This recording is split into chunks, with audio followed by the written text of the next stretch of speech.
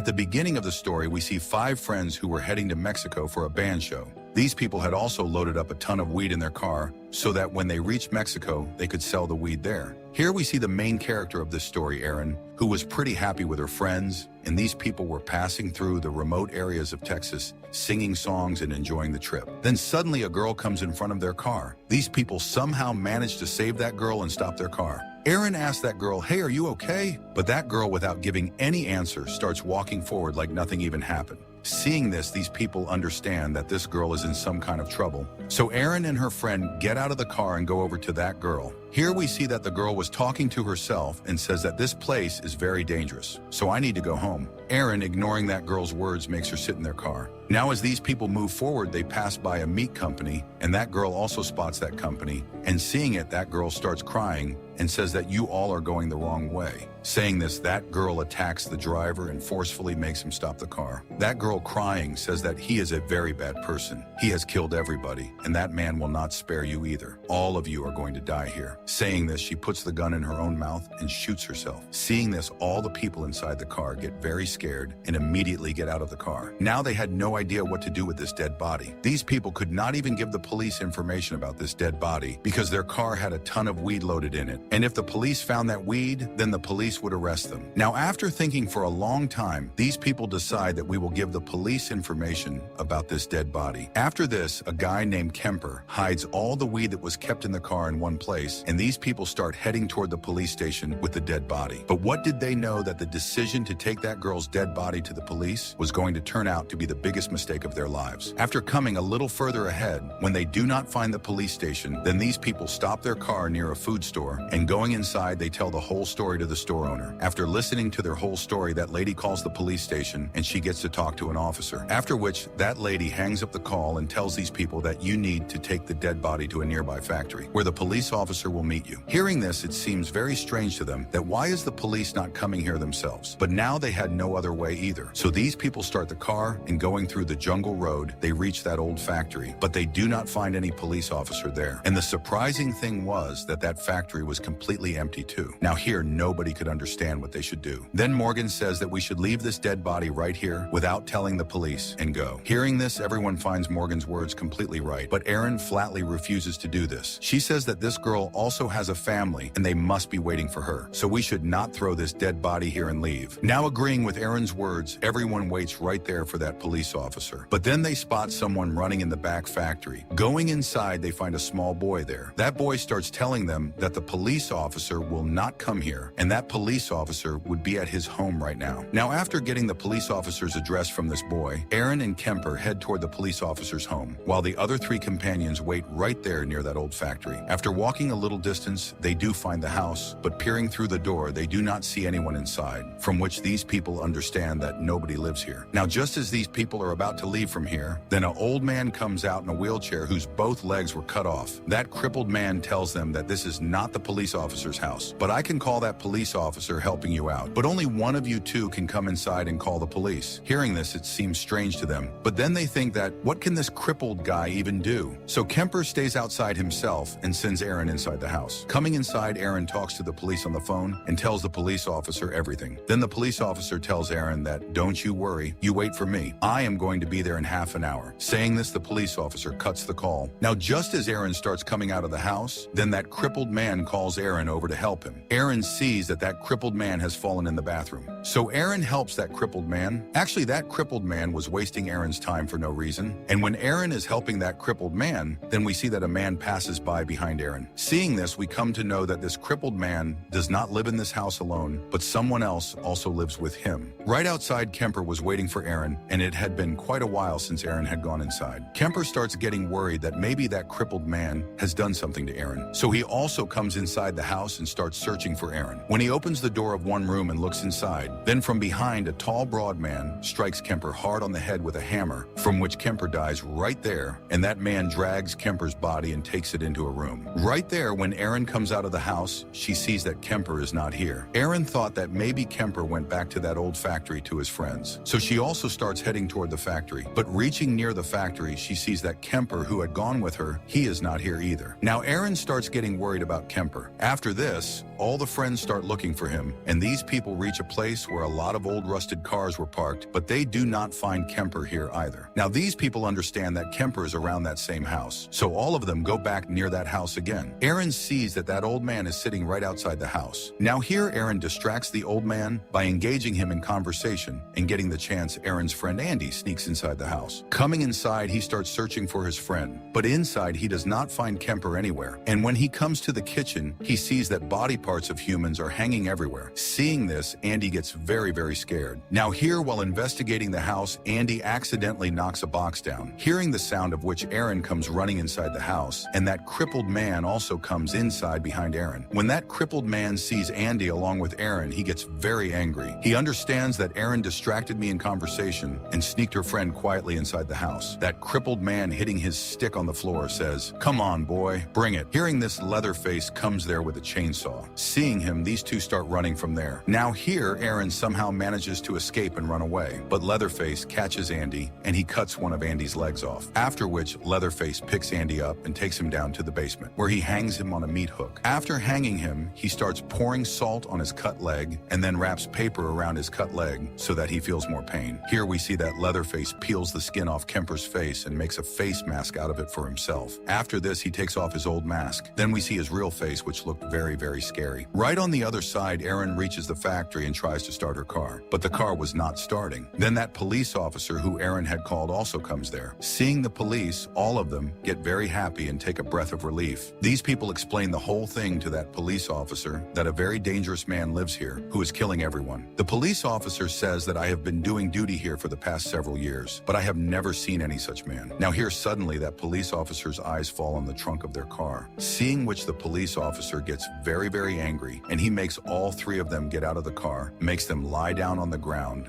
and firing a bullet near their head, says that in a state of being high, you people are the ones who killed that girl. Now when these people do not agree, then the police officer takes Morgan inside the car with him and starts telling him that just like that girl had killed herself, show me by doing exactly the same. After this, the officer gives Morgan the gun and starts forcing him to put the gun in his own mouth. Now when Morgan puts the weapon inside his own mouth, then that officer tells Morgan that pull the trigger. Hearing this, Morgan gets very scared and he points the gun straight at that police officer. Morgan does try to shoot that police officer, but unfortunately there are no bullets in that gun because the police officer had already taken the bullets out of that weapon beforehand. Here that police officer gets very angry at Morgan, and now on the charge of shooting at a police officer, he grabs Morgan and starts taking him in the car toward the police station. After coming quite far, we see that that police officer, instead of taking Morgan to the police station, brings him to Leatherface's house, from which we come to know that this police officer is also connected with Leatherface. Here Erin manages to start her car, but when she starts driving it, the tires of that car come off, meaning that someone had removed the lug nuts from their car beforehand to trap them. Now before these two girls can understand anything, Leatherface comes there with his chainsaw and he attacks their car. Now here Erin's friend gets out of the car and starts running to save herself. Then Leatherface also starts chasing her. Erin's friend tries very hard to save herself, but Leatherface cuts her down with his chainsaw. Erin, sitting in the car, is watching all of this happen right in front of her eyes. Then Erin sees that Leatherface is wearing her friend Kemper's face. Seeing this, Erin gets very, very scared, and Erin now starts running toward the jungle. Then Leatherface also starts chasing her. Running and running, Erin reaches inside a camp van. Inside this van, there were two women. Erin tells both of them about Leatherface and says that that man is very dangerous. He will kill all of us. But here we see that those two women, instead of getting scared, start laughing. And that young lady says that Leatherface is a good person. He had never hurt anyone. Along with this here, we see that the behavior of these two women is quite strange. Like they have no idea how to talk to people. Now here that young lady makes Erin drink some tea, and Erin, without thinking about anything, drinks the tea. Erin asks these two women for a phone to make a call, but that young lady says that we do not have any phone. After which that young lady goes to quiet her child, and then Erin's eyes fall on a family photo in which that same girl was standing with her child, who they had found in the middle of the road. But the disturbing thing was that the child that girl had in the photo was now with that young lady. Seeing all this, Erin understands that she has now gotten trapped here too. Then here, these people's phone starts ringing. When Erin goes into that room, she sees that that young lady is talking to someone on the phone. And a little while ago, when Erin had asked that young lady for a phone, then that young lady had said that we do not have a phone. In this way, one more of their lies also gets caught. Erin yells at that young lady that this child is not yours, but you have stolen him. Now before Erin can do anything, she falls down and passes out. Actually, a little while ago, the tea that Erin had drunk, these people had mixed something in that tea. Here we come to know that both of those women are connected with Leatherface. A little while later, when Erin regains consciousness, she finds herself tied up with ropes, and this family had surrounded her from all four sides. Here we get to see this whole family all together. Leatherface's mother, his wife, Leatherface's crippled brother, and his little son Jed. Jed had also been stolen by them from some other family. Here Leatherface's mother tells Erin, "My son Tom, who is now Leatherface, had a skin disease that left his face quite disfigured. Because of having an ugly face, people used to make fun of Leatherface, and because of this same reason, my son became a killer. Now we live alone in this place, away from people." A little while later, Leatherface comes and he picks Erin up and locks her down in the basement. The basement was in very bad condition, where body parts of humans were lying everywhere, and then Erin finds Andy hanging on a hook in front of her, who was still alive. Erin tries to get Andy off the hook, but instead of getting Andy off the hook, she accidentally pushes that hook further inside Andy. Here Andy says that, "I cannot take this pain anymore, so you kill me." Now Erin did not want to do this, but when she sees Andy in very much suffering, she picks up a knife and stabs it into his stomach and frees him from pain forever. After going further in that basement, she spots Morgan in a bathtub, who was badly injured. Behind Morgan, there was a hole, which meant that he had also been hung up. Morgan was in very much suffering. Erin somehow manages to get him out of the bathtub, and then that boy comes there, who they had found at the factory. That boy was not a threat to them, but he wanted to help them. With the boy's help, both of them start getting out from there through a secret road. But then Leatherface spots them, and he takes his chainsaw and starts running fast behind them. Now here that boy starts getting both of them out through a secret route. Morgan somehow manages to come out of the basement, but just as Erin was about to come out, then Leatherface grabs her leg and starts pulling Erin downward. But here that boy bites Leatherface's hand, because of which Erin slips out of Leatherface's hand, and Erin also comes out of the basement. Now here Erin takes Andy with her and hides in an old house in front. But Leatherface was not ready to give up chasing them, and he also followed them into this old house. Erin somehow hides Morgan in a closet, and herself also goes and hides in another room. Here Erin sits completely quiet. Now Leatherface also comes there and starts searching for them. The place where Erin was hiding, there were quite a lot of rats there, and those rats come and start getting inside Erin's clothes. Erin somehow manages to put her hand over her mouth and hold her breath so that there is no noise. But those rats were making very much noise, which sound Leatherface hears, and he starts moving toward Erin. A little while later, suddenly the sound of Leatherface coming stops, and he goes to the other side. Erin thought that maybe her life was saved, but then from behind, Leatherface attacks and grabs her and takes her outside and slams her on the ground. Now Leatherface had picked up the chainsaw and was just about to kill Erin when then Andy attacks Leatherface, because of which Erin gets a chance to run away. But Leatherface catches Morgan and hangs him on the hook above and cuts him into two pieces with the chainsaw. Seeing this, Erin gets very scared and starts running away from there. Then Leatherface also starts chasing her. Running and running, Erin crosses the fence wire in front and gets out. But when Leatherface tries to get through that fence wire, then his leg gets stuck in that fence wire, because of which he falls down and accidentally his own chainsaw runs over his own leg, because of which he gets badly injured. Running away, Erin comes onto a road, and then a car comes from in front, which Erin stops and asks for help. But that car driver ignores Erin and drives away because he knew that this place is very dangerous. Now Erin disappointedly starts running to the other side of the road, and running, she comes in front of a company. Erin somehow goes inside that meat company and hides inside a big piece of meat, and just a little while later, Leatherface also arrives there chasing Erin, and he hears the sound of Erin sobbing. Then from behind, Leatherface attacks that piece of meat with the chainsaw inside which Erin was hiding. Now Erin understands that Leatherface will not let go of her chase, so she decides to fight Leatherface. She picks up a cleaver kept in front and hides in the closet. And just as Leatherface comes in front of her, Erin strikes him many times with that cleaver, because of which she cuts off one of Leatherface's arms. Because of this, Leatherface feels very much pain, and he falls down right there. Running away, Erin gets out from there, and coming outside, she stops a truck. The truck driver, seeing Erin in trouble, makes her sit in his truck. After going a little further ahead, Erin notices that that truck driver is heading back toward the gas station where Leatherface's family lives. Now Erin had escaped from that place, saving her life with great difficulty, so she did not want to go there again. Here, Erin tells the truck driver that you are going the wrong way, but that truck driver does not stop the vehicle. Actually, exactly the same thing was happening to Erin that had happened to that girl at the start of the movie, but Erin still had fight left in her. Now here, Erin tries to stop that truck, but now it was quite late. That driver gets the truck to the gas station. Here, the truck driver gets down from the car and goes to the owner of the gas station. Then Erin also quietly gets down from the car and starts looking inside through the back window of Leatherface's family's house. Inside, she spots that young lady who was taking care of a child, and this child belonged to that girl who was killed at the beginning of the story. Then that truck driver calls them over, and to listen listen to his words, all of them go to the truck driver. Now, getting the chance, Aaron quickly goes inside and picks up that child. Here we come to know that that truck driver was also connected with that same family. That is why he was not stopping the car for Aaron. That truck driver tells those people that I have brought that girl, meaning Aaron, back here. Now, when that young lady comes back into the room, she sees that the child is not there because Aaron had already run away from there with him. Now, on the truck driver's telling, that police officer, who was himself a member of the same family, starts checking the truck, but inside he does not find Aaron in the truck. Actually, Aaron was sitting in that same police officer's car. Now, before that police officer could understand anything, Aaron starts the car and hard rams that police officer and knocks him down. Now here, instead of running away, Aaron reverses the car and runs over that police officer again, and then one final time drives the car over that police officer and crushes him to death. Now Aaron starts getting out, saving her life, but then in the middle of the road, Leatherface attacks her with the chainsaw, but Leatherface with one arm cannot do anything to Aaron, and finally Aaron escapes from here, saving her life. Aaron does not leave from here alone, but also saves that child's life. From behind, Leatherface watches Aaron leave with quite a lot of anger. With this very thing, this story comes to an end. If you like this video, then do subscribe to our channel and like the video. And if you want to watch the second part of this movie, then write part 2 in the comments,